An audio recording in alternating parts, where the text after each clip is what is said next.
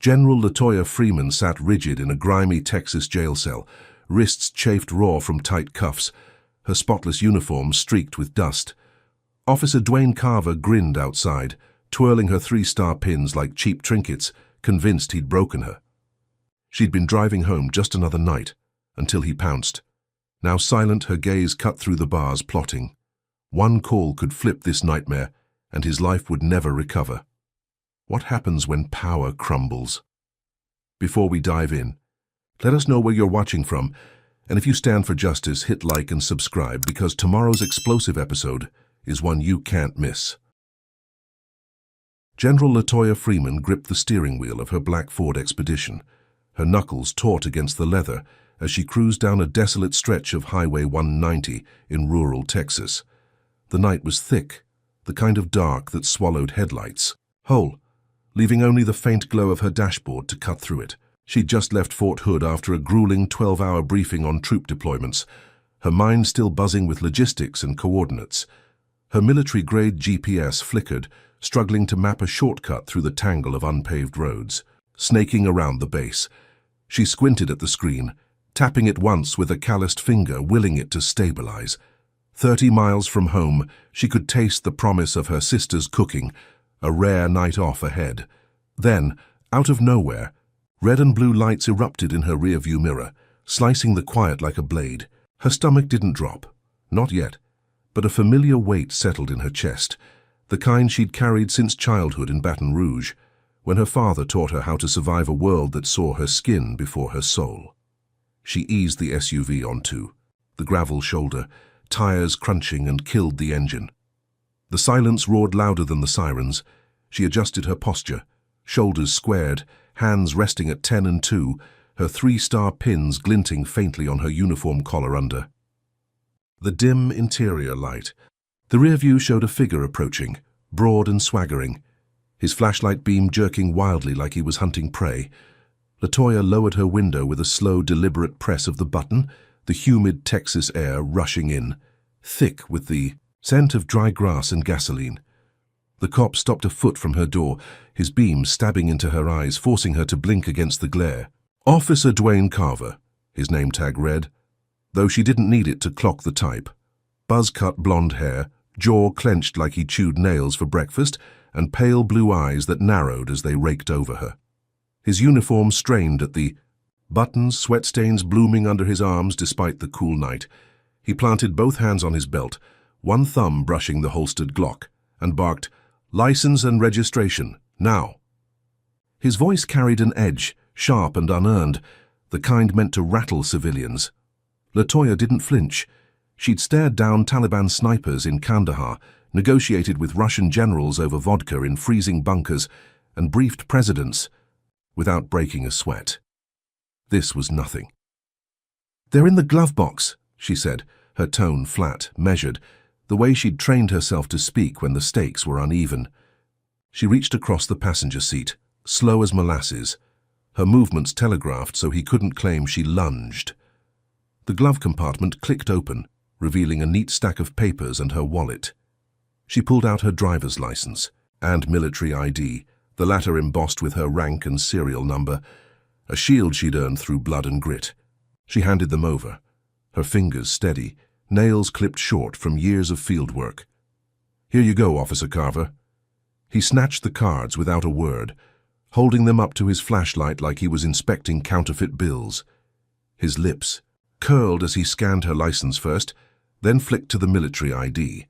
His eyes lingered on the words, "General Latoya Freeman, U.S. Army," but the sneer didn't fade. "This supposed to impress me," he said, tossing the ID back through the window.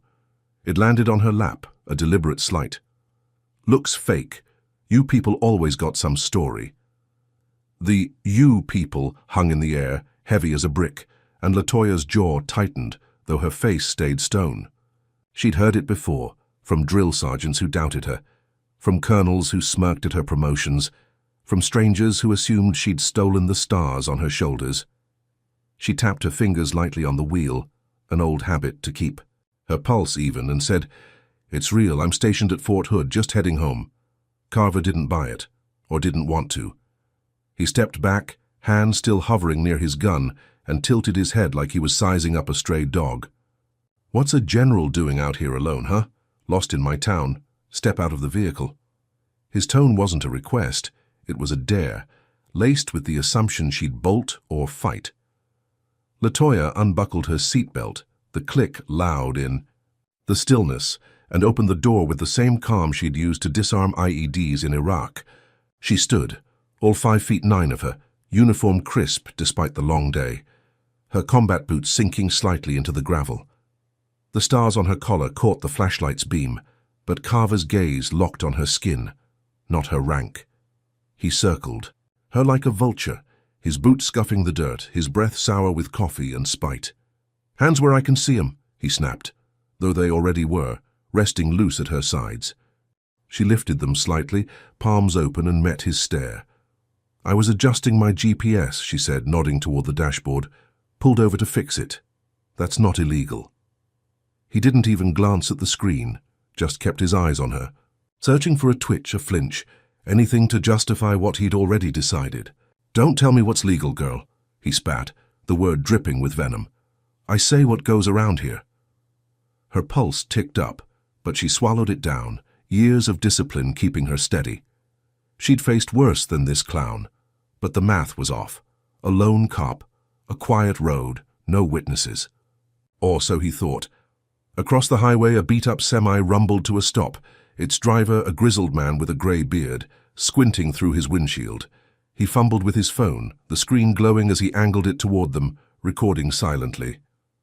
LaToya clocked it from the corner of her eye, but Carver didn't notice, too busy puffing his chest. "Turn around," he ordered, pulling cuffs from his belt, the metal glinting under his flashlight. LaToya's brow furrowed, just a flicker, but she complied, pivoting slow and smooth, her boots grinding the gravel. "I'm not under arrest," she said, voice still level, testing him. "You're whatever I say you are," he shot back, stepping closer.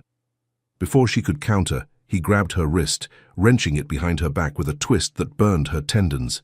She bit down a grunt, refusing him the satisfaction as he slapped the first cuff on, then the second, yanking them tight until they bit into her skin. "Resisting an officer," he muttered, loud enough for his body cam to catch, though she hadn't moved an inch. He shoved her forward, her chest slamming into the hood of her Expedition, the warm metal creaking under her weight, her cheek pressed against it, dust smearing her face, but her eyes stayed open, sharp, counting every second. Carver towered over her, one hand pinning her shoulder, the other fumbling with his radio. "Got a live one," he said into it, smirking, his thumb still tapping the holster like he hoped she'd give him an excuse. LaToya's mind raced, not with fear, but with strategy. She'd survived ambushes in Fallujah, outsmarted warlords, in Syria, and this was just another battlefield, smaller but no less vicious. The trucker's phone kept rolling, its tiny light a lifeline she couldn't reach yet. Carver yanked her upright, her wrists throbbing, and marched her toward his cruiser, its lights still flashing like a cheap carnival show. "You're done," he said, shoving her against the door, his breath hot on her neck. "Should have stayed where you belong." She didn't answer, didn't need to. Her silence was a weapon, and she'd wield it until the right moment. The highway stretched empty ahead, but the air felt charged, like the calm before a storm she'd summon herself. LaToya Freeman's boots scraped the chipped concrete as Officer Dwayne Carver hauled her through the back entrance of the Killeen County Sheriff's Station, his meaty fingers digging into her bicep like he was wrangling livestock. The cuffs bit deeper into her wrists, her uniform sleeves bunching under the strain, but she kept her spine straight, her face a mask of granite. The heavy steel door slammed shut behind them, echoing down a dim hallway that reeked of bleach and stale sweat. Carver shoved her forward, his breath puffing in short, smug bursts, and she stumbled just enough to catch the jeers of a half-dozen deputies lounging against the walls. "Look what Carver dragged in," one snorted, a lanky guy with a buzz, cut and a toothpick dangling from his lip. "Another one who don't know her place," a second chimed in, his voice low and oily, eyes raking over her like she was meat on a hook. The slurs came next, whispered but sharp, slicing through the air. Uppity, thug. Words LaToya had heard since she was a girl, dodging rocks on her way to school. She locked her jaw, counting their faces, filing them away for later. Carver strutted ahead, his boots clomping, and swung open a cell door with a clang that rattled her teeth. The space was a coffin of grime, 6 by 8 feet, with a rusted cot bolted to the wall and a toilet that stank of neglect. Graffiti scarred the cinder blocks, jagged letters spelling out hate she'd seen scrawled on bunkers in war zones. He pushed her inside, her shoulder banging the frame, and she caught herself before she hit the floor. "Welcome home, Princess," he sneered, tossing her military ID into a drawer on his desk across the hall like it was trash. The laminated card skidded, landing face up, her name and rank staring back at her through the bars. He leaned against the doorframe, arms crossed, his gut spilling over his belt. "You'll learn real quick who runs things here. Ain't no fancy title gonna save you." His lips curled into a grin, yellow teeth flashing, and she wondered how. A man so small inside could puff himself up so big. LaToya stood still, her boots planted firm, letting the silence stretch. She'd faced worse than this, far worse. She remembered Fallujah, the crack of sniper fire pinning her squad in a crumbling alley, her voice steady as she called the shots that got them out alive. She remembered Kabul, a bomb ripping through. Her convoy, her hands slick with a private's blood as she dragged him to safety. This was a tantrum in uniform, not a war. "I need a phone call," she said, her voice cutting through his gloating like a knife through fat. Carver barked a laugh, loud and hollow, bouncing off the walls. "Phone call, you don't get shit till I say so." He turned, slamming the cell door shut, the lock clicking with a finality that might have rattled someone else. But LaToya's eyes were already scanning, sharp and restless, taking in every inch of her cage. The deputies drifted off, their chuckles fading down the hall, leaving Carver alone with his prize. He paced outside her cell, boots tapping a rhythm of petty triumph, muttering about teaching her a lesson. She ignored him, her mind replaying decades of combat, of outsmarting enemies who underestimated her. This wasn't new, just uglier, up close. Her gaze snagged on a rusty payphone mounted to the wall across from her cell 10 feet away, its cord dangling like a lifeline. It was old, probably broken, but it was there, unguarded, a crack in Carver's smug fortress. She slid a hand to her hair, fingers brushing the tight bun she'd worn since basic training, and felt the thin metal of a hairpin tucked inside. Her pulse ticked up, not from fear, but from possibility. She'd picked locks before, on missions where silence meant survival, and this one looked flimsy, rusted from years of damp neglect. Carver turned his back, rummaging through his desk, cursing as he shuffled papers to justify his bullshit stop. LaToya moved fast, sliding the pin free with a flick of her thumb, her hands still cuffed, but nimble. From years of practice, she knelt by the cell door, keeping him in her peripheral vision, and worked the pin into the lock, feeling the tumblers shift. Her wrists ached, the cuffs rubbing her skin raw, but she tuned it out, her focus laser tight. What kind of man locks up a general for adjusting a GPS? She thought, twisting the pin. What kind of system lets him strut while she bleeds? The lock clicked, soft and sweet, and she froze, waiting for Carver to spin around. He didn't, too, busy scribbling lies on a clipboard, his pen scratching like a rat in the walls. She eased the door open just an inch, the hinges groaning faintly, and slipped out, her boots silent on the concrete. The payphone loomed closer, its cracked plastic casing glinting under a flickering bulb. She crossed the hall in 3 strides, her heart thudding now. Not from nerves, but from the thrill of flipping his game. She snatched the receiver, the cold metal slick against her palm, and punched in Fort Hood's ops line from memory, her fingers flying despite the cuffs. The line crackled, then connected, and she whispered, "This is General Freeman, code Zulu 9er, detained at Killeen County Sheriff's Station off Highway 190. Send backup now." Colonel Jamal Pierce's voice cut through, calm but urgent. "On it, General, hold tight." She exhaled, a sliver of relief breaking through her steel, imagining Pierce rallying MPs, choppers spooling up 30 miles away. Then Carver's shadow loomed, his bulk filling the hall as he spun around, clipboard clattering to the floor. "What the hell?" he roared, his face twisting red, veins bulging in his neck like worms under skin. LaToya dropped the receiver, letting it swing, and stepped back. but he charged, slamming her against the wall before she could duck. Her skull cracked against the cinder block, a flash of pain blinding her for a split second, but she stayed, upright, glaring into his wild eyes. "You think you're slick?" he bellowed, grabbing her arm and wrenching her back toward the cell. He kicked the door wide, shoving her inside so hard she hit the cot, the rusted frame screeching as it skidded an inch. "Try that again and you're done," he snarled, locking the door with a savage twist, his knuckles white around the key. LaToya sank onto the cot, her head throbbing, blood trickling warm down her neck from where it had split against the wall. Carver paced outside, fists clenched, his victory soured by her defiance. She wiped the blood with her sleeve, smearing it across the green fabric, and smirked, faint but real. She'd made the call. Pierce was coming. Carver didn't know it yet, but his clock was ticking. What happens when a bully's throne starts to crack, she wondered, her breath steadying. What does it take to bury a man who thinks he's untouchable? She leaned back, eyes locked on the payphone through the bars, its dangling cord a silent promise of the storm she'd unleashed. "Now, let's hear from you in the comments. Type number 1 if you think Carver's already dug his own grave. With that shove, or number 2 if you believe LaToya's call won't be enough to stop him. Hit that like button if you're rooting for her to flip this nightmare upside down, and subscribe because the next twist is going to leave you speechless. So, what's coming next? Will Carver double down on his lies, or will LaToya's backup turn his world to ash?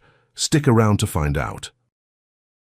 The air in the Killeen County Sheriff's Station hung heavy, thick with the tang of rust and desperation, as LaToya Freeman sat on the creaking cot, her wrists still cuffed, the metal edges grinding into her skin.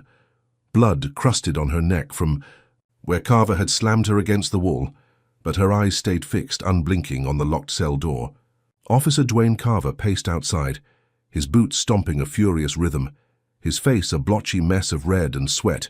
He'd caught her mid-call, and now he was a coiled snake, rattled and ready to strike.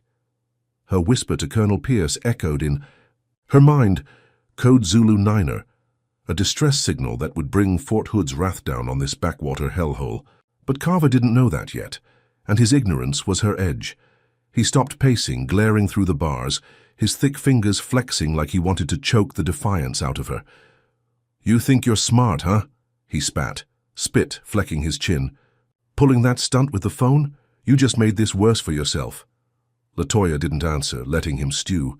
She'd faced down warlords who'd sooner slit her throat than talk, and this man was no different, just louder and dumber. Carver spun away, storming to his desk, and yanked open a drawer, pulling out a notepad and a pen. He scribbled fast, his handwriting a jagged scrawl, muttering under his breath about fixing her good. She clocked his plan before he said it, the way his eyes darted, the way his lips twitched into a smirk.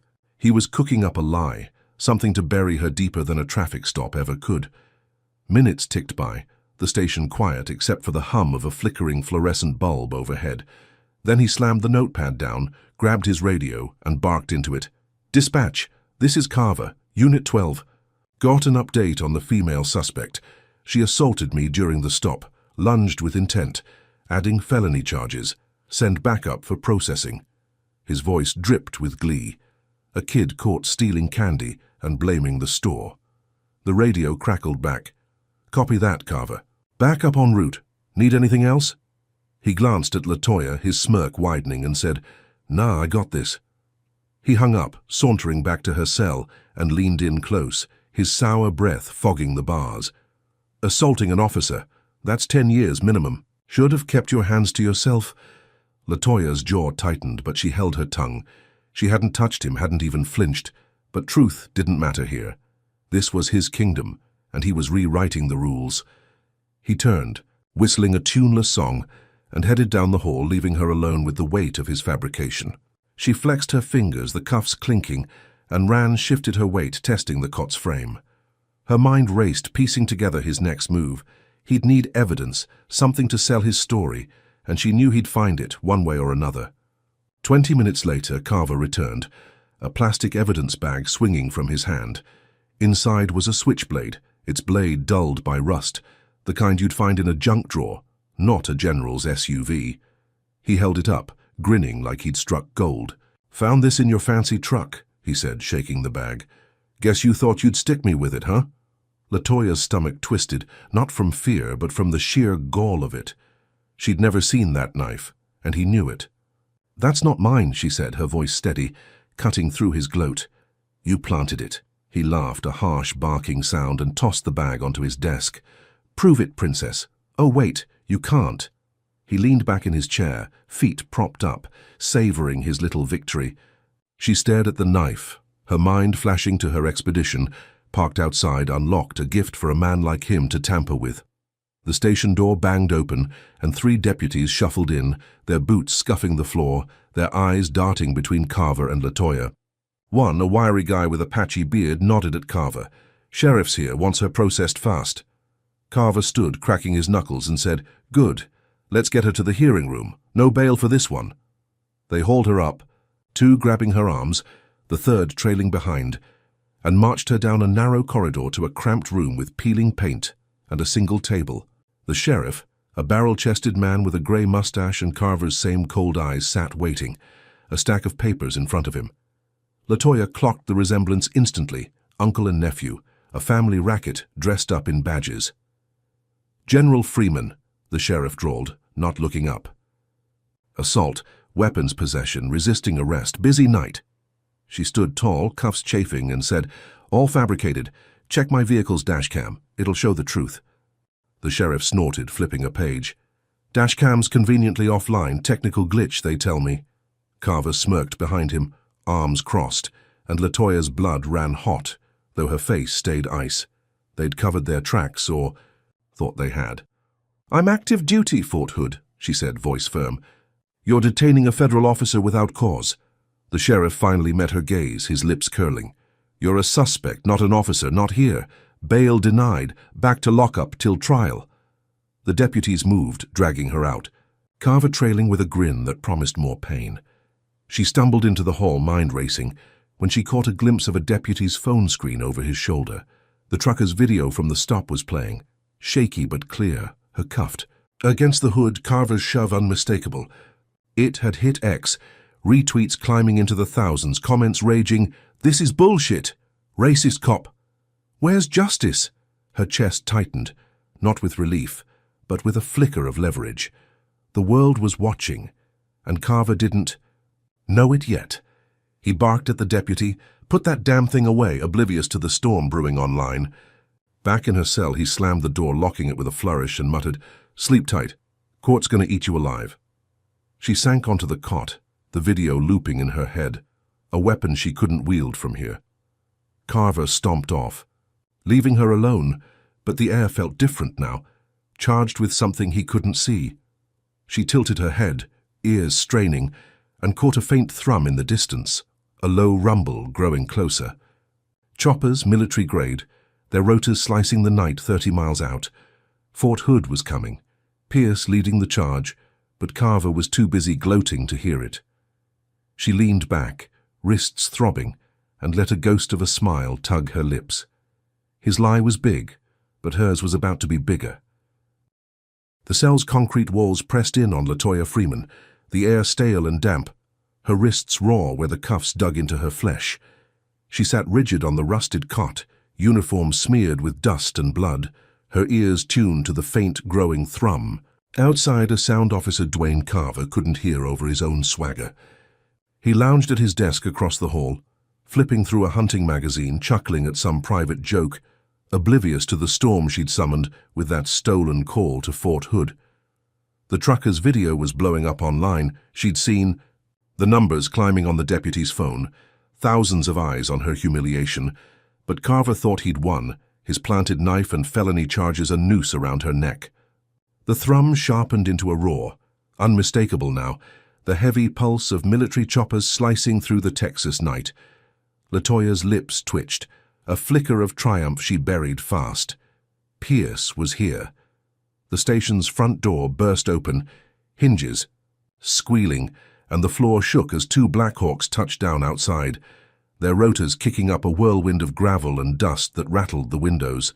Carver jolted upright, magazine slipping to the floor, his jaw slack as Colonel Jamal Pierce stormed in, flanked by 6 MPs in full gear, rifles slung across their chests. Pierce was a wall of muscle, 6'4", his dark skin gleaming under the fluorescent lights, his eyes locked on Carver with a fury that could melt steel. "Where's General Freeman?" he barked, his voice a thunderclap, holding up a crisp Pentagon order, the red seal glinting like blood. The MPs fanned out, boots pounding, their presence swallowing the room. Carver scrambled to his feet, hands fumbling at his belt, stammering, "She's, detained, felony suspect. You can't just—" Pierce cut him off, stepping close, towering over him. "You detained a 3-star general on a traffic stop? Move, now!" Carver's face flushed purple, but he didn't budge, his pride a brick wall. The sheriff lumbered in from the back, his grey mustache twitching, eyes darting between Pierce and his nephew. "This is my station," he growled, planting himself beside Carver. "You got no jurisdiction here." Pierce didn't blink, shoving the order into the sheriff's chest. "Federal authority, active duty officer. Step aside or you're both in cuffs." The MPs shifted, hands tightening on their weapons, and the sheriff hesitated, his bravado cracking. Carver sputtered, "She assaulted me, got a knife." But Pierce wasn't listening. He nodded to the MPs who shoved past, one slamming Carver against the wall, his arm twisting behind his back.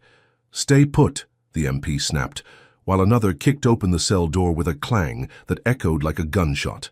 LaToya stood as they entered, her posture unbroken, the cuffs dangling from her wrists like badges of war. "Colonel," she said, voice steady, nodding at Pierce. He crossed the cell in 2 strides, pulling a key from his pocket, and unlocked the cuffs himself, the metal clattering to the floor. "You good, General?" he asked, his tone soft but urgent, eyes scanning the blood on her neck. "I've had worse," she said, rolling her shoulders, the ache flaring but ignored. She stepped out, boots clicking on the concrete, and faced Carver, still pinned by the MP. His eyes bulged, wild with rage, but she met them with ice, her silence louder than any shout. The sheriff backed off, muttering about paperwork, but Pierce waved him silent, leading LaToya toward the exit. The MPs formed a wall around her, their rifles a steel promise, and she walked tall, head high, the station shrinking behind her. Outside, the night was chaos, chopper blades slicing the air, dust swirling in thick clouds that stung her eyes. A crowd had gathered beyond the perimeter, phones glowing, voices shouting her name. "General Freeman, General Freeman." The trucker's video had spread like wildfire, X ablaze with hashtags, "Justice for Freeman" trending as onlookers cheered her freedom. She climbed into the lead Black Hawk, Pierce beside her, and the bird lifted off, the station fading into a speck below. "Carver's done," Pierce said over the roar, handing her a tablet showing the viral footage, her cuffed against the hood, his shove clear as day. "Pentagon's pissed, JAG's already on it." LaToya nodded. He planted a knife, claimed, "Assault," she said, her voice cutting through the noise. "Framed me deeper after the call." Pierce's jaw clenched. "We'll bury him. Sheriff, too." The chopper banked over the plains, Fort Hood's lights winking in the distance, and LaToya let herself exhale, the first real breath since Carver's lights flashed in her mirror. She briefed Pierce fast, laying out the stop, the lockup, the fabricated charges, her words clipped and precise, a soldier's report. He typed notes on the tablet, fury simmering in his silence, and promised a full investigation by dawn. They landed at the base, MPs saluting as she stepped onto the tarmac, her uniform a battered flag of defiance. She thought it was over. The nightmare snapped shut by that one call. She'd head home, check on her sister, sleep for the first time in 30 hours. But as she crossed the base, her phone buzzed, a late-night call from an unknown number. She answered, expecting Pierce with an update. Instead, a raspy voice hissed, "Check your address, General. We know where you live." Her blood froze, the words sinking in slow and cold. She pulled up X on her phone, scrolling fast, and there it was. A post from a burner account, her home address in Killeen, 30 miles south, pinned with a photo of her house, curtains drawn, her niece's bike on the porch. The caption read, "Time to pay." Comments piled up, vile and jagged, slurs and threats from faceless cowards, egged on by a network Carver clearly knew. She showed Pierce, her hand steady despite the rage boiling inside. "He leaked it," she said, voice low, "before we got here." Pierce cursed, grabbing his radio to call base security, but LaToya was already moving, mind racing 30 miles ahead. Carver wasn't done, not by a long shot. His badge was gone, but his hate had claws, and now it was reaching for her family. Let's hear your take in the comments. Type number 1 if you think Carver's crossed a line he can't come back from, or number 2 if you reckon LaToya's got more fight in her than he can handle. Smash that like button if you're stunned by how fast this rescue flipped into revenge, and subscribe because the next chapter's gonna hit harder than those choppers. So, what's brewing now? Will LaToya race to save her kin, or will Carver's next strike burn everything she loves to the ground? Stay tuned to see. LaToya Freeman's boots pounded the tarmac as she sprinted from the Black Hawk's landing pad at Fort Hood. Her uniform still streaked with jailhouse grime, her phone clutched tight, the burner's threat looping in her skull. "We know where you live." The Texas night was a black void, stars swallowed by clouds, but her focus burned bright, locked 30 miles south, where her sister Tasha's house sat exposed, her 9-year-old niece Maya asleep inside. Colonel Pierce shouted after her, "General, wait, we'll send a unit." But she didn't slow, snagging keys from a base motor pool jeep, its engine growling to life as she floored it. Carver's leak had unleashed something feral, a hate, group tied to his twisted world, and she wasn't waiting for protocol to save her kin. The jeep's tires squealed, kicking up dust, and she tore onto Highway 190, the same road where this nightmare started, her mind a steel trap of rage and calculation. The speedometer hit 80, then 90, the wind howling through the open window, whipping her braids loose from their bun. Her phone buzzed again, Pierce's voice crackling. "Security's 10 minutes out, LaToya. Hold position." She didn't answer, tossing the phone onto the passenger seat, her eyes scanning the dark for taillights, for trouble. Tasha's place was a modest ranch house on Killeen's edge, a quiet street flanked by scrubby fields, the kind of spot Carver's ilk would torch without a second thought. She remembered Maya's bike in that X-post, pink and scuffed, a birthday gift she'd built herself, and her chest tightened, a rare crack in her armor. 20 miles out, headlights flared in her rear view, too close, too fast, a pickup truck, weaving like a drunk predator. She gripped the wheel tighter, her knuckles whitening, and pushed the jeep to 100, the engine screaming in protest.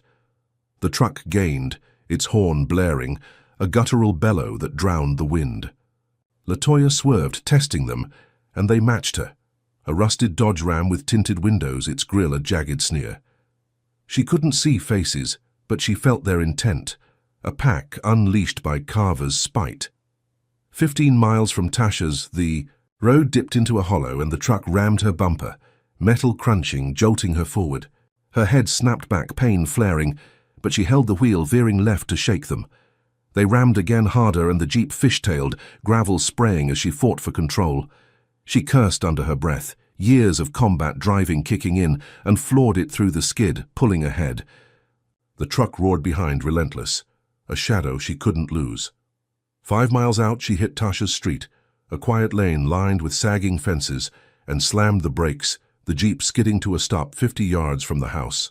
Smoke curled from the yard, orange flickers dancing in the dark, and her gut dropped. 3 pickups circled the property, their beds loaded with hooded figures, Molotov cocktails arcing through the air like comets, glass shattered, flames licking up the porch, and Maya's scream pierced the night, high and raw from an upstairs window. LaToya leapt from the jeep, popping the trunk, and grabbed her personal Beretta from a locked case. The weight familiar, cold steel against her palm. She chambered around, her hands steady despite the chaos, and sprinted toward the house, the gun low but ready. The mob didn't see her at first, too busy whooping and hurling fire, their hoods white and stained, a throwback to nightmares her father had survived. She counted 8, maybe 10, their laughter a sick chorus as the flames spread. "Burn it down!" one yelled, his voice thick with beer and hate, and LaToya's blood boiled, her soldiers' calm snapping into focus. She fired twice into the air, sharp cracks splitting the night, and the mob froze, heads whipping toward her. "Back off!" she roared, advancing, the Beretta trained on the nearest figure, a lanky man clutching a bottle. He flinched, dropping it, the glass smashing on the dirt, and the others scattered, ducking behind trucks. She fired again, a warning shot clipping a tire, rubber hissing as it deflated, and 3 bolted, peeling out in a cloud of exhaust. The rest regrouped, bolder now, one pulling a shotgun from a truck bed, its barrel glinting under a streetlight. "You're dead, bitch," he snarled, racking around, and LaToya dove behind the Jeep as buckshot peppered the hood, metal pinging like hail. She rolled, popping up to return fire, her shot punching through his shoulder, blood spraying as he dropped, howling. Another swung a bat, charging her, and she sidestepped, slamming the Beretta's grip into his temple, dropping him cold. The flames roared higher, heat searing her face, and Maya's cries grew frantic. "Auntie Toya!" LaToya glanced up, spotting her niece's silhouette against the window, Tasha yanking her back. She had seconds before the house became an inferno. Sirens wailed in the distance, faint but closing, and the mob hesitated, their bravado wilting. LaToya seized it, standing tall, gun raised, and shouted, "Leave, or I paint this street red." Her voice was a blade, honed by years of command, and 2 more fled, trucks roaring off. The last, a wiry guy with a skull tattoo, lobbed a final Molotov, the bottle shattering at her feet, flames licking her boots. She stomped it out, lunging at him, and drove her elbow into his jaw, bone crunching. As he crumpled, the sirens grew louder, red and blue flashing at the street's end, and she turned, racing for the house, smoke choking her lungs as she kicked the burning door in. Inside, the heat was a wall, the living room ablaze, furniture curling into ash. She climbed the stairs 2 at a time, coughing, and found Tasha and Maya huddled in the hall, eyes wide with terror. "Move!" she barked, shoving them toward the back door, flames licking the walls behind. They stumbled out, collapsing on the grass as Carver's deputies screeched up, not Fort Hood's unit, their lights blinding. LaToya spun, expecting help, but the lead deputy, a squat man with Carver's smirk, barked, "Drop the weapon." She froze, Beretta still in hand, and he advanced, cuffs out. "Discharging a firearm, public endangerment," he said, voice dripping with glee. "You're under arrest." They cuffed her again, her wrists screaming from the fresh metal, and dragged her to a cruiser as Tasha shouted, "She saved us!" The house burned, a roaring beast, Maya sobbing in her mother's arms, and the deputies ignored them, shoving LaToya inside. Online, the trucker's video morphed, a new clip hitting X from a burner account. Black General goes rogue. Her warning shots twisted into a rampage, Carver's fingerprints all over the edit. She sat in the cruiser, head high, watching. The flames devour her sister's life, knowing this wasn't over. Carver's hate had teeth, and it was biting deeper than she'd ever imagined. LaToya Freeman sat in the back of the cruiser, her wrists throbbing under fresh cuffs, the metal cold and biting as the deputy's headlights glared off the smoldering wreckage of her sister Tasha's house. Smoke curled into the Texas sky, thick and acrid, choking the air as flames devoured the last of the porch where Maya's bike lay melted into a twisted heap. Tasha clutched her daughter on the grass, tears streaking their faces, their home a bonfire lit by Carver's hate. The squat deputy who'd cuffed her, a man with a buzz cut and a sneer that mirrored Carver's, leaned against the cruiser door, scribbling on a clipboard. "Discharging a firearm in city limits," he muttered, loud enough for his partner to nod. "Public endangerment too, she's a menace." LaToya's jaw clenched, but she kept silent, her eyes burning into his back, counting every lie he stacked against her. She'd saved her family, scattered that mob with bullets and grit, and now they were twisting it into another cage. The cruiser rolled back to the Killeen County Sheriff's Station, the same grimy hellhole she'd escaped hours ago, its concrete, walls looming like a trap snapping shut. They dragged her inside, past the same jeering deputies who'd mocked her before, their smirks wider now, feeding off her return. "Back so soon, princess?" one called, twirling a pen like it was a victory lap. They shoved her into a holding cell smaller than the last, the air rancid with mildew, a single bulb buzzing overhead. Carver wasn't there, still licking his wounds from Pierce's raid, but his shadow hung over every move. The squat deputy tossed a plastic bag onto a table outside her cell, its contents rattling, and LaToya's stomach sank. White powder glinted. Inside, sealed tight, a brick of what looked like cocaine labeled with her name in Sharpie. "Found this in the ashes," he said, grinning, his teeth stained yellow. "Guess you're a dealer, too." She lunged to the bars, cuffs clanking. Her voice a low growl. "That's a plant. You know it." He shrugged, turning away, and muttered, "Tell it to the judge." Her mind raced, piecing it together. Carver's militia had torched the house, and his cronies had slipped this in, a felony to bury her, deeper than the knife ever could. The cell door slammed shut, the lock clicking, and she paced, 3 steps forward, 3 back, her boots scuffing the floor. She'd beaten worse odds, survived ambushes in Mosul, outsmarted spies in Berlin, but this was a war on her own soil, and the enemy wore badges. Hours crawled by, the station humming with whispers, until the sheriff's voice boomed from the hall. "Get her ready. Press is waiting." They hauled her out, cuffs digging fresh welts, and marched her to the station's front steps, where a dozen news vans had parked, cameras flashing like gunfire. The sheriff stood at a podium, his grey mustache twitching, Carver lurking behind him, reinstated somehow, his uniform pristine, a smug glint in his eyes. "General LaToya Freeman," the sheriff drawled, "arrested tonight for drug trafficking, endangerment and assault, a disgrace to her uniform." Microphones thrust forward, reporters shouting, "What's the evidence?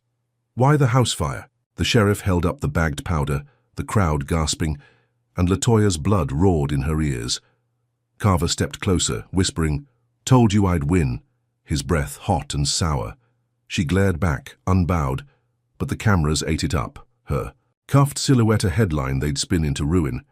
Back in the cell, she sank onto the cot, the broadcast echoing from a deputy's radio, painting her as a rogue, a criminal in stars. Her phone was gone, confiscated, but she knew Pierce would hear this. Fort Hood would stir. She waited, plotting, when her cell door creaked open at dawn, an MP slipping in with a nod. "Colonel sent me," he whispered, passing a burner phone. She dialed Pierce, her voice steady despite the ache in her bones. "They've got drugs planted in the fire, sheriff's in on it," Pierce cursed, loud and raw. "I'm calling JAG. Major Kia Rollins is on her way. Hold tight." The MP vanished, and LaToya hid the phone under the cot, her pulse steadying. Help was coming again. Hours later, Rollins arrived, a wiry woman with a shaved head and a stare that could cut glass, her JAG uniform crisp against the station's filth. She stormed into the interrogation room where LaToya sat, cuffed to a table, and slapped a file down. "No chain of custody on that bag," she said, voice sharp. "No fingerprints, no witnesses. It's garbage." The sheriff scowled, but Rollins pressed, "Dismiss it, or I take this federal." The sheriff balked, Carver hovering, his fists clenched, and after a tense standoff he growled, "Fine," drug charges dropped. LaToya stood as they uncuffed her, wrists red and bruised, and walked out with Rollins, the station silent behind her. She thought it was over. The frame-up cracked open, her name half cleared. She stepped into the morning light, Pierce waiting in a Humvee, his face grim but relieved. "You're free, General. We'll nail Carver for this." She nodded, climbing in, ready to check on Tasha and Maya, when an explosion rocked Fort Hood, 3 miles north, a fireball blooming over the admin building where her office sat. The Humvee screeched to a halt, Pierce shouting into his radio. "What the hell was that?" Static crackled back.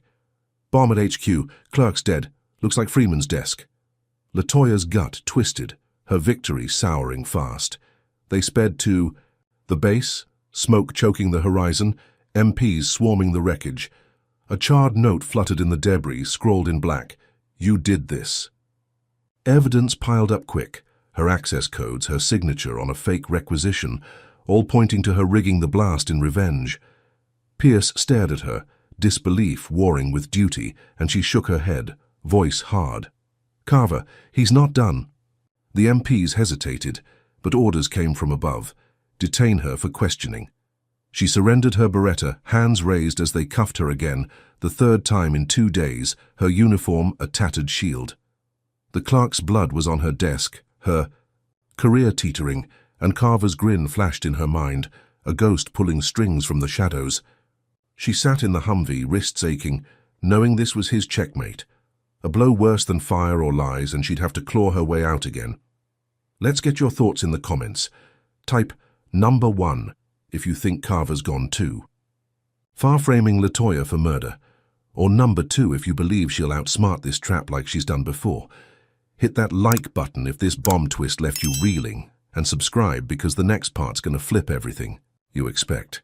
So what's on the horizon? Can LaToya dodge this deadly setup, or will Carver's next move bury her for good? Keep watching to find out. LaToya Freeman sat in the back of the Humvee, wrists raw under the cuffs for the 3rd time in 48 hours, the acrid stench of smoke from the Fort Hood explosion still clinging to her uniform. The admin building's wreckage smoldered. 3 miles away, a clerk's blood staining her desk, her name scrawled on a charred note that pinned the blast on her. MPs flanked her, their faces tight with confusion, rifles stiff across their laps, while Colonel Pierce gripped the wheel, his knuckles white, radio crackling with orders to detain General Freeman for questioning. Her access codes, her signature, all forged to frame her as a vengeful bomber, pointed straight to Carver's revenge. She met Pierce's eyes in the rear view, her voice low. "You know I didn't do this." He nodded, jaw clenched, but said, "Orders are orders. LaToya, we'll sort it." She didn't argue, her mind already 5 moves ahead, plotting escape from a net tightening by the second. The Humvee rolled toward the base brig, MPs swarming the gates, their flashlights slicing the dawn. LaToya's face was everywhere.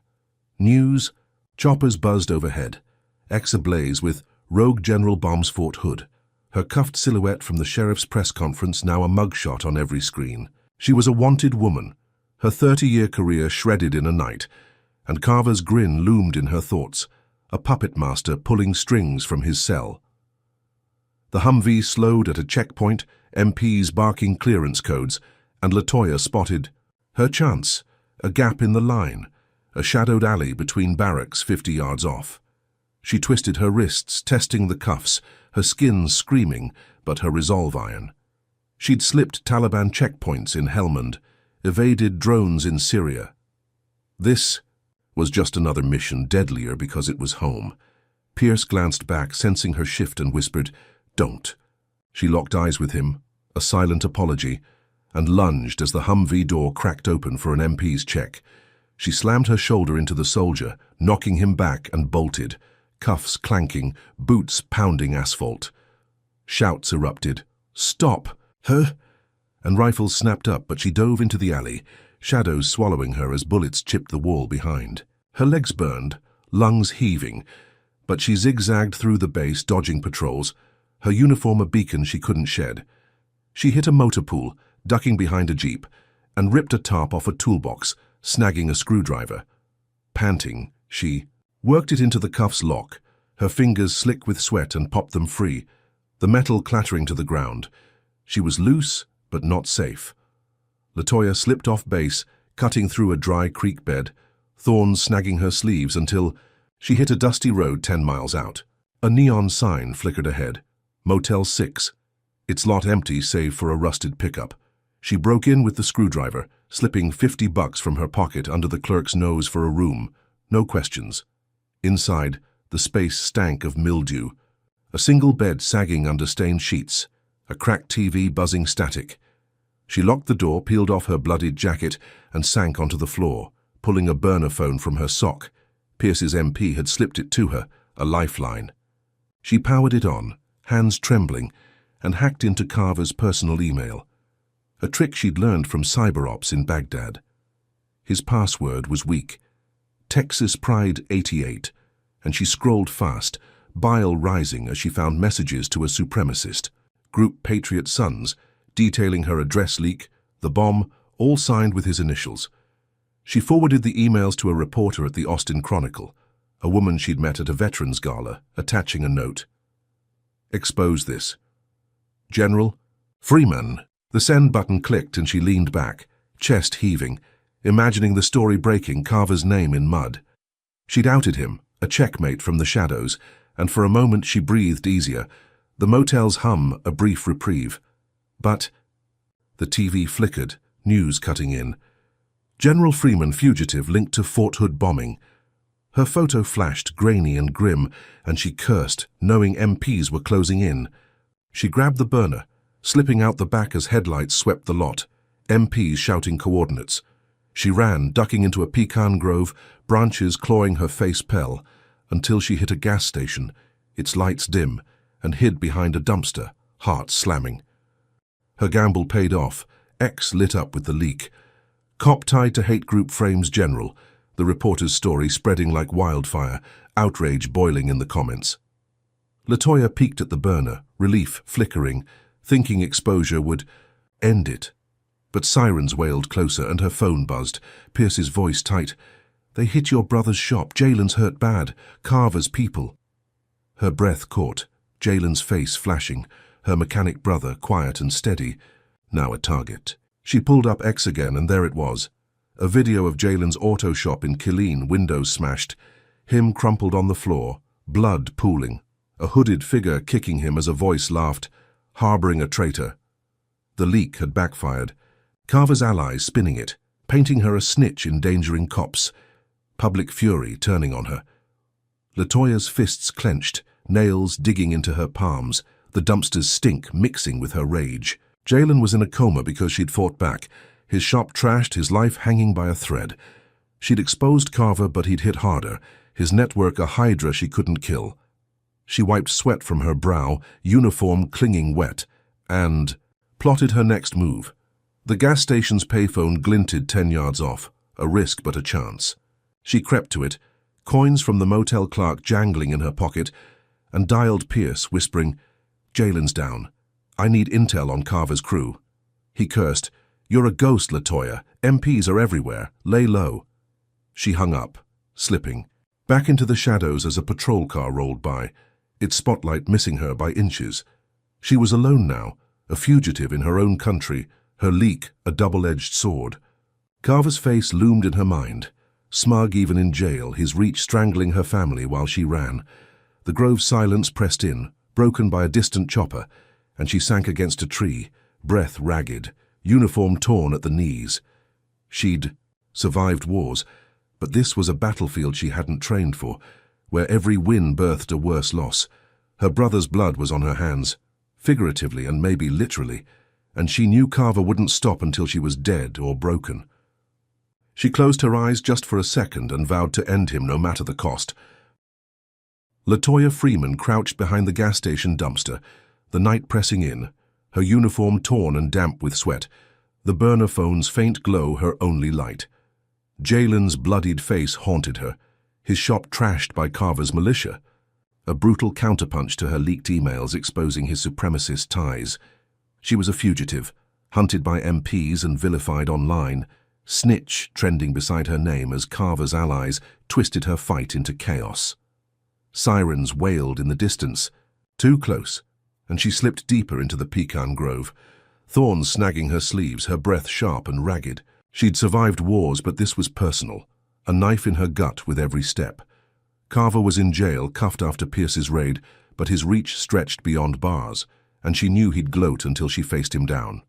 She stopped, leaning against a gnarled trunk and made a call, whispering into the burner, "Pierce, get me Carver's location. I'm ending this." He hissed back, "He's at the station. Don't do it, LaToya." She hung up, boots crunching dirt, heading for Killeen.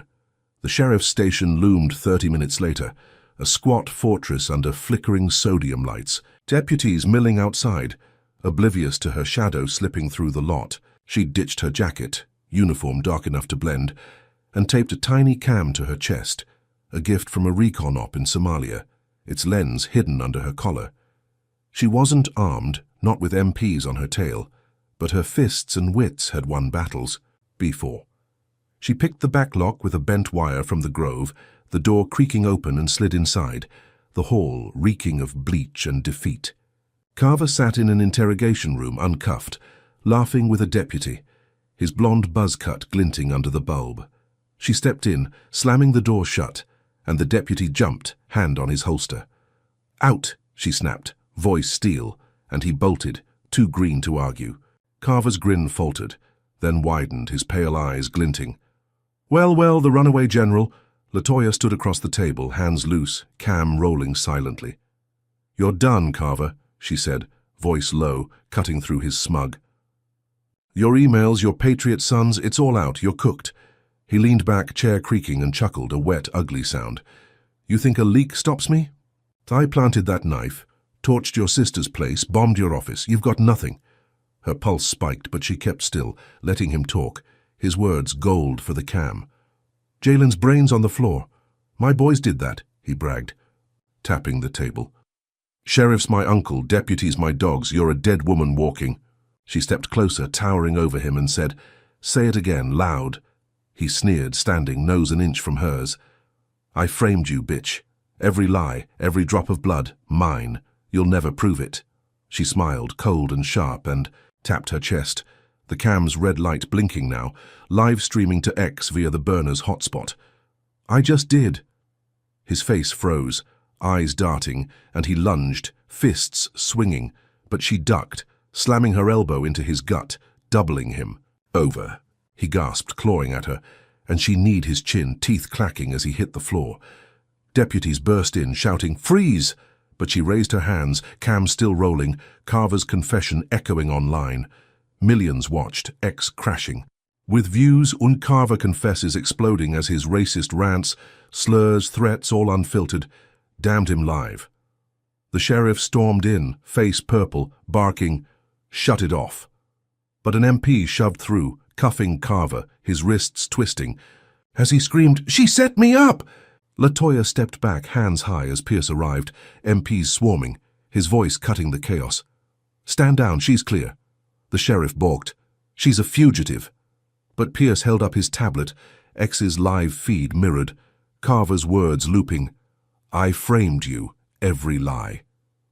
The room stilled, deputies paling, and the sheriff growled, "Suspend him now," shoving Carver at an MP.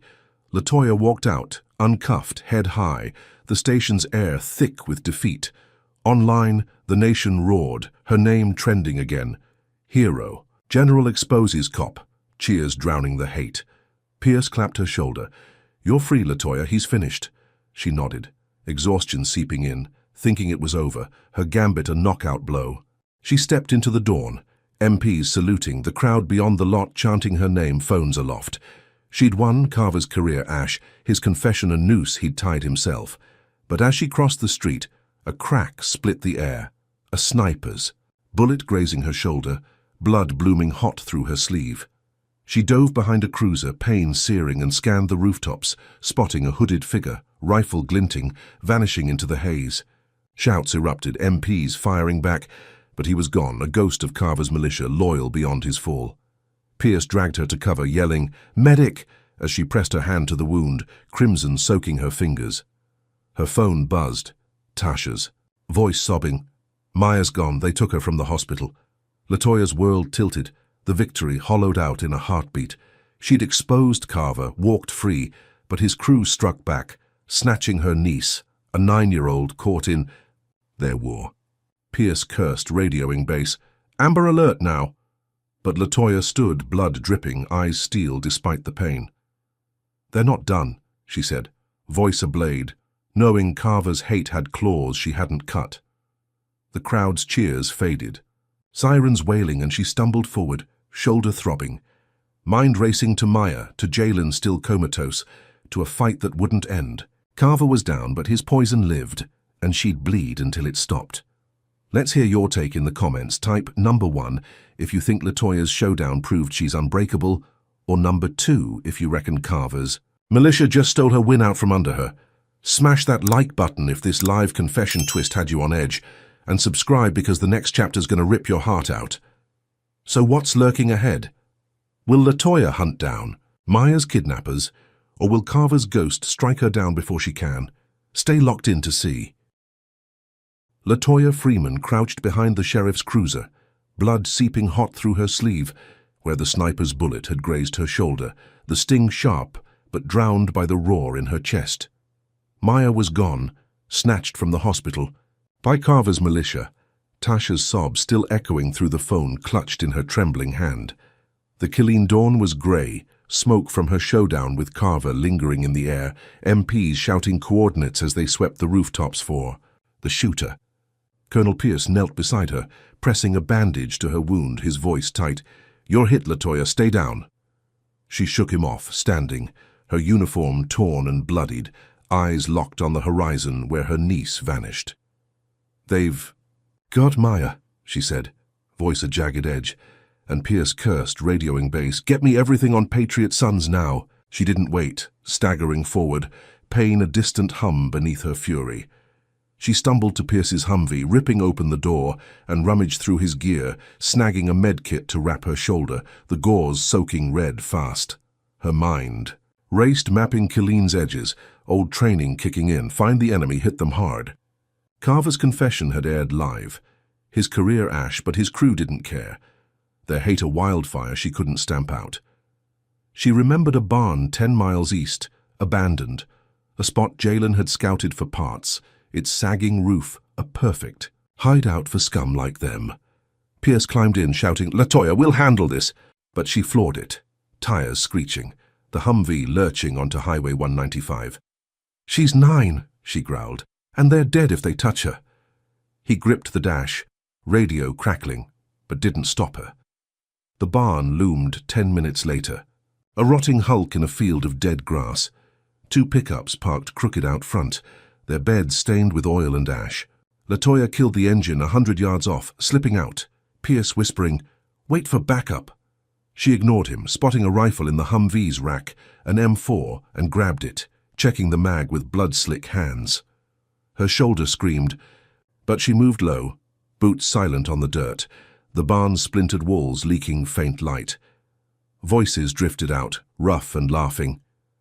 "Little brat's quiet now," one said, and Latoya's blood turned to ice. She peeked through a cracked board, seeing Maya tied to a chair, duct tape over her mouth, eyes wide with terror. 5 hooded figures circling her, one twirling a knife. Latoya didn't think, just acted, years of combat snapping into place. She kicked the barn door in, wood splintering, and fired a burst into the ceiling, dust raining as the men spun, shouting, "What the hell?"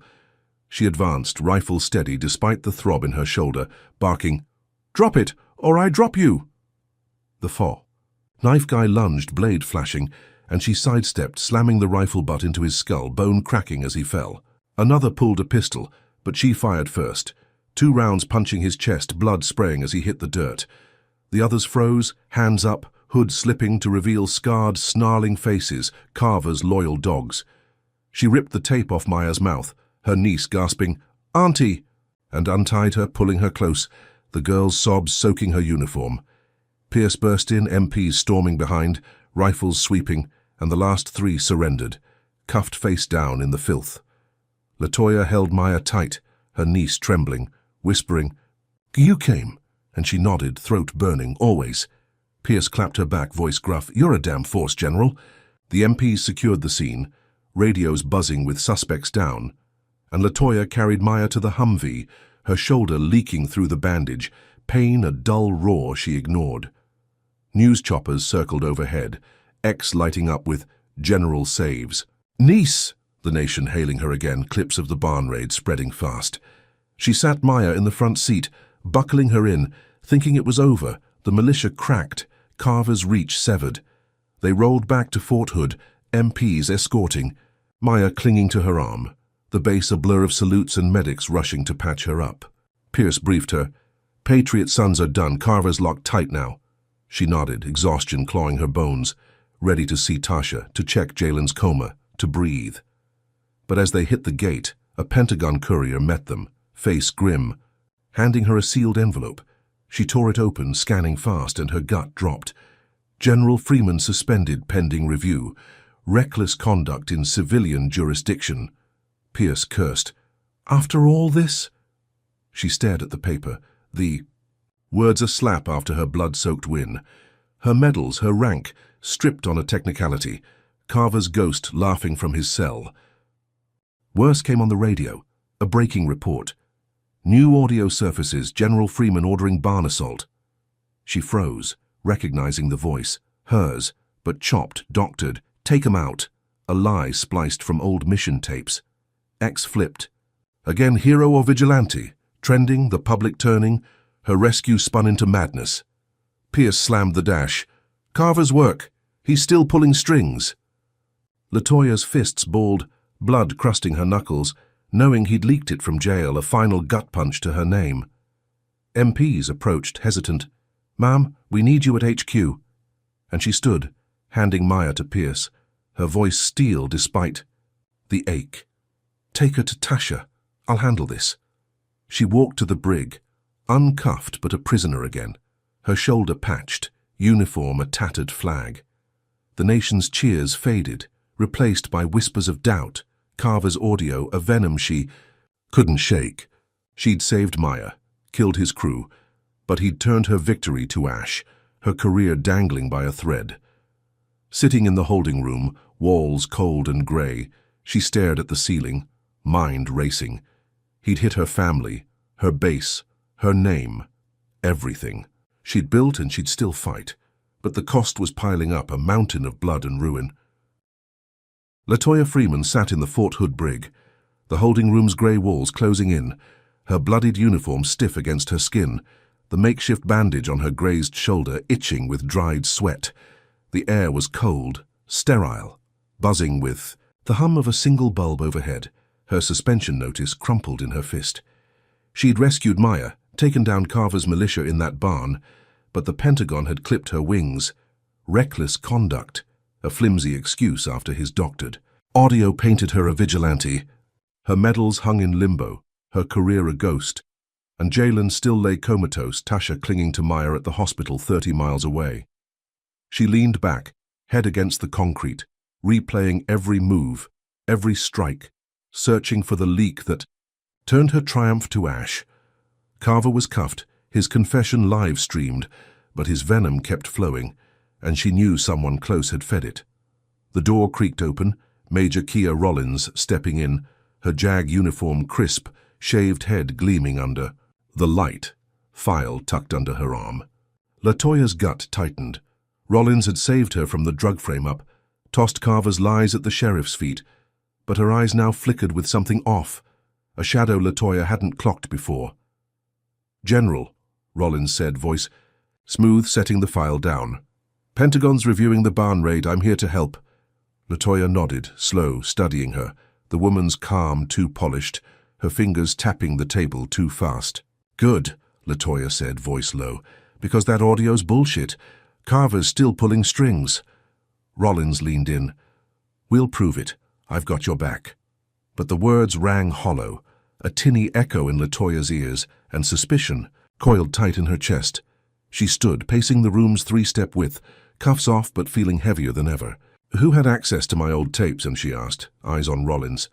"That Take 'em Out clip, it's from Syria 2 years back. Someone dug it up, spliced it." Rollins shrugged, too casual. "Could be anyone at HQ. I'll dig into it." LaToya stopped, turning sharp. "You were at HQ. You handled my case files." Rollins froze just a beat, then smiled, thin and tight. "You're tired, General. Don't overthink this." But LaToya's mind was a blade, cutting through the fog, and she saw it. Rollins' late-night calls during the drug case, her questions about old missions, too specific, too hungry. LaToya lunged, grabbing Rollins' arm, twisting it back, file clattering to the floor. "Who paid you?" she hissed, voice a growl, shoving her against the wall. Rollins gasped, struggling. "Let go, you're crazy." But LaToya pressed harder, forearm to her throat. "Carver's crew, how much?" The door banged open, an MP shouting, "Stand down!" But LaToya held firm, Rollins' eyes darting, panic cracking her mask. 10 grand, she choked. "Patriot Sons through a proxy, they wanted you gone." LaToya's blood roared, betrayal a fist in her gut, and she slammed Rollins' recorder from her pocket onto the table, hitting play. The confessions spilled. Out, tinny and damning. "I gave them the tapes, faked the audio."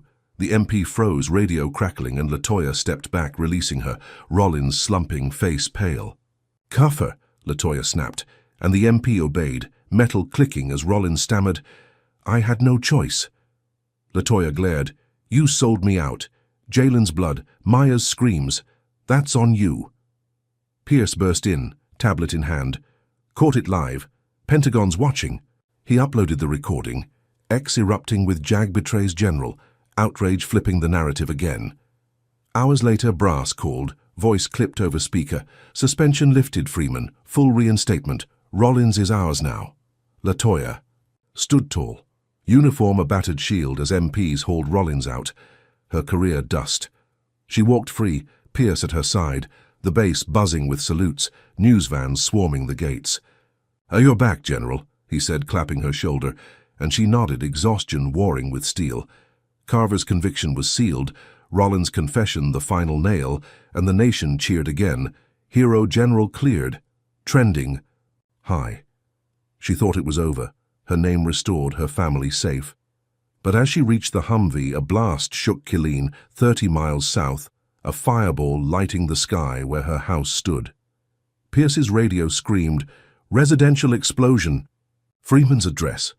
She ran for the vehicle, flooring it, smoke rising like a beacon, her gut screaming Carver's name. The drive was a blur, tires howling, Pierce shouting, "Slow down!" But she didn't, hitting her street to find her home a crater, windows blown out, flames licking the frame. Tasha and Maya were at the hospital, safe, but her sisters. Call confirmed. Jalen's awake but hurt bad. LaToya stumbled from the Humvee, coughing ash, and found a note pinned to a charred mailbox, scrawled in red, "You'll never outrank me." Carver's words, but he was in jail, locked tight. Then word came, sheriff's riot, staged chaos. Carver escaped, a rogue deputy springing him. Pierce cursed, "He's loose," and LaToya's fists clenched, blood dripping from her grazed shoulder, the wound tearing open. She stood in the rubble, her life a pyre. Tasha's sobs echoing in her ears. Jalen's recovery fragile, Maya's trust shaken. Carver had burned her world, a final strike from the shadows, his militia, a ghost she couldn't kill. MPs swarmed, Pierce barking orders. Find him. But LaToya knew he'd vanish, a snake in the grass, plotting worse. Her reinstatement felt hollow, stars on her collar meaningless against the ash at her feet. She picked up a scorched photo, her with Jalen and Maya, smiling, now half-burned, and vowed, silent and fierce, to hunt him down. The war wasn't over, it was personal now, and she'd bleed until he broke. LaToya Freeman stood in the smoking ruins of her Killeen home, ash swirling around her boots, the charred skeleton of her life crumbling under a grey Texas dawn. The explosion had gutted everything, photos of her with Jalen and Maya, her fathers, old army cap, decades of medals now melted slag. Her shoulder throbbed, blood seeping through the torn bandage from the sniper's graze, but she barely felt it, her eyes locked on the note pinned to the mailbox. "You'll never outrank me." Carver's taunt, scrawled in red, mocked her from beyond his escape, a jailbreak staged by a rogue deputy during the sheriff's riot. Colonel Pierce paced beside her, radio crackling with MP chatter. Suspects in the wind, his face etched with fury. "He's gone, LaToya. We'll hunt him." She shook her head, voice steel. "Not without me." This was her war now, and she'd end it herself. She climbed into the Humvee, Pierce protesting, "You're hurt, General." But she floored it, tires spinning gravel, heading for an old airfield 10 miles west, a hunch from Jalen's stories of shady deals he'd overheard at his shop. Carver was a coward, predictable in his spite, and she'd lure him out. She stopped at Fort Hood's armory, grabbing a burner phone and a vest, her shoulder screaming as she strapped it on. MPs saluted, hesitant, but didn't stop her. Reinstated rank a shield they couldn't breach. She called Pierce. "Set up a perimeter at Grayson Field. Leak I'm there, alone. He'll come." He cursed. "That's suicide." But she hung up, driving into the dusk, the airfield's rusted hangars looming like tombs. She parked near a crumbling tower, rigging the burner to stream live on X, its camera propped on a crate, capturing the empty runway stretching into shadow. "Carver," she said into it, voice steady, "you want me? I'm here. No backup, no tricks. Finish what you started." She posted the link. Darkinka Freeman stands, trending fast, millions tuning in, breath held as she stepped into the open vest. Tight, hands empty but fists clenched. The bait was set, her blood a beacon, and she waited. Wind whistling through the weeds, her shoulder leaking red down her arm. Headlights flared an hour later, a black SUV rolling slow, dust kicking up, and Carver emerged, alone. his buzz cut. Glinting, a Glock in hand, grin wide as a jackal's. "Knew you'd bite, Princess," he called, voice thick with glee, stepping closer. Gun raised. LaToya stood her ground, 10 yards between them, the cam rolling, X-viewers spiking into the tens of millions. "You're a dead man walking," she said, eyes locked on his, letting him talk, his ego her weapon. "Dead?" he laughed, waving the Glock. "I burned your house, broke your brother, took your kid, I'm untouchable. Sheriff's out, my boys run this state, you're nothing." His rants poured out, slurs and venom. Black bitch thinks she's a soldier. Every word damning him live, the nation watching his unmasked hate. She edged closer, 5 yards now, voice low. "You're a coward who hides behind bombs." He snarled, lunging, and she moved, ducking his wild swing, slamming her good fist into his jaw, bone crunching as he staggered. The fight was brutal, raw, no guns, just flesh and rage. Carver swung the Glock's butt, clipping her temple. Blood trickling warm down her cheek, but she grabbed his wrist, twisting until it snapped, the gun skidding across the tarmac. He roared, tackling her, his bulk pinning her, fists pounding, her ribs cracking bone. She gasped, pain exploding, but rolled, kneeing his groin, flipping him off. She stood, swaying, and kicked his face, teeth flying, blood spraying as he sprawled. "For Jalen," she hissed, stomping his chest. "For Maya." Another blow, his gasps wet and ragged. He clawed at her leg, spitting. "You'll never win." But she knelt, fists raining down, his nose shattering, eyes swelling shut until he lay still, groaning. Broken. MPs screeched up, lights flashing. Pierce leaping out. "LaToya!" as they cuffed Carver, his wrists limp, blood pooling under him. She stepped back, panting, vest torn, shoulder gushing, the cam catching every second, X erupting with "Carver down," cheers drowning his moans. Pierce grabbed her arm, steadying her. "You're insane, but it's over." Medics swarmed, patching her up, and she stood tall, uniform a shredded flag, watching Carver hauled off, his reign ash. Days later, the Pentagon called, voice awed. 4-star promotion, General Freeman. First black woman, history. She took it, head high. Visiting Tasha and Maya in the hospital. Jalen awake, weak but smiling, her family whole again. She thought it was done, justice hers. Carver locked tight, his rants a noose he'd tied himself. The nation chanted her name, protests flaring for reform, her face on every screen. But as she sat with Tasha, Maya whispered, "I'm joining the army, Auntie, to fight like you." LaToya's chest tightened, pride and dread mixing, knowing the war wasn't dead, just dormant. Pierce called later, voice grim. "Patriot sons are quiet, but chatter says they're in Congress, untouchable." She stared out the window, Killeen's scars fading into dusk, her promotion a crown on a battlefield still bleeding. Carver was down, but his roots ran deep, a system she'd chip at forever. LaToya Freeman stood at the Pentagon's podium, her new 4-star insignia glinting under harsh lights, her uniform pristine despite the scars beneath. Bandaged shoulder, bruised ribs, a temple still tender from Carver's blow. The room buzzed. Brass and reporters packed tight, cameras rolling as she faced a nation that had crowned her a hero. Her voice rang out, steady and sharp. "I've fought for this country 30 years, on battlefields abroad and streets at home. Carver's down, but his hate lives in systems we can't ignore. I'll dismantle it piece by piece until justice isn't a favor, but a right."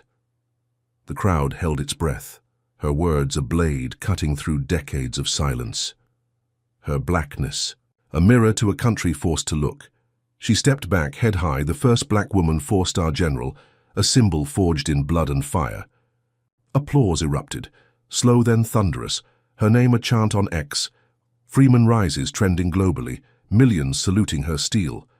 She exited the stage, boots echoing on marble, Colonel Pierce waiting in the corridor, his face grim but proud. "Hail shook them, LaToya," he said, clapping her shoulder, wincing as she flinched, the grays still raw. "They're listening now." She nodded, exhaustion seeping into her bones. Jalen's fragile recovery and Maya's fierce "I'll fight" looping in her mind.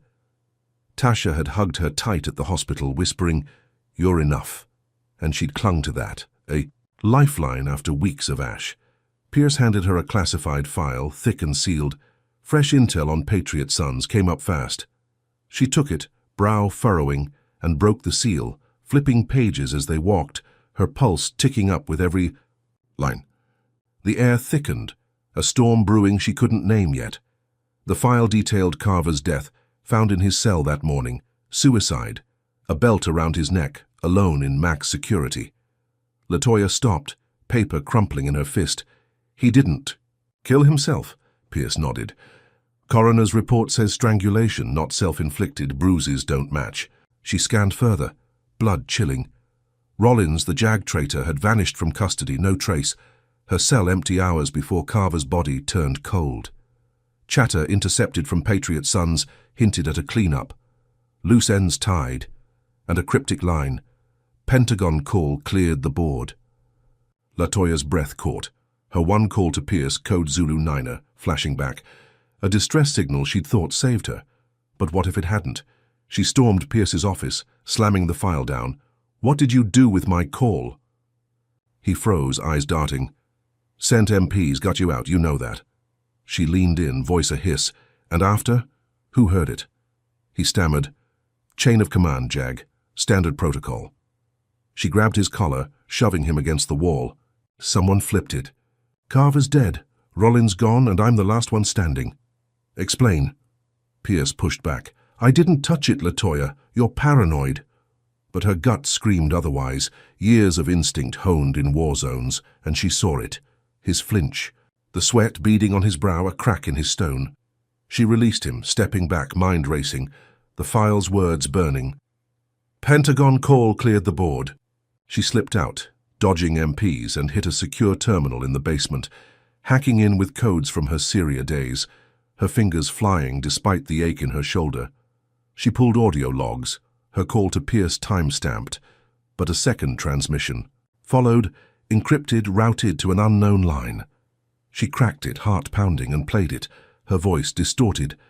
"Eliminate Carver Rollins clean slate," a fake stitched from her words, sent hours after her rescue. The recipient's ID was buried, but metadata pinged a congressional server, Patriot Sons' roots deep in DC's halls. Her call hadn't just saved her. It had been twisted, a kill order she never gave, pinning her as the mastermind. LaToya sank against the wall, the terminal's hum a drone in her skull, pieces snapping into place. Someone, Pierce, Rollins, a shadow higher up, had used her distress to erase Carver's mess, framing her as the puppet pulling strings. X buzzed on her burner. General ordered hit. Trending, leaks spinning her into a warlord, her promotion a cover for blood. She'd fought racism, beaten Carver, saved Maya, but this was bigger. A chessboard where she was pawn and queen. She wiped the terminal, slipping into the night, uniform heavy, stars a lie on her shoulders. Tasha called, "What's happening?" And she whispered, "Stay safe, I'll fix this," hanging up before the sob broke free. She met Pierce at the hospital. Jalen's room dim, his breathing steady but weak, Maya asleep on Tasha's lap. "Truth," she said, voice ice, handing him the burner with the fake audio cued. He listened, face paling. "I didn't send this." She stared. "But you didn't stop it." He slumped.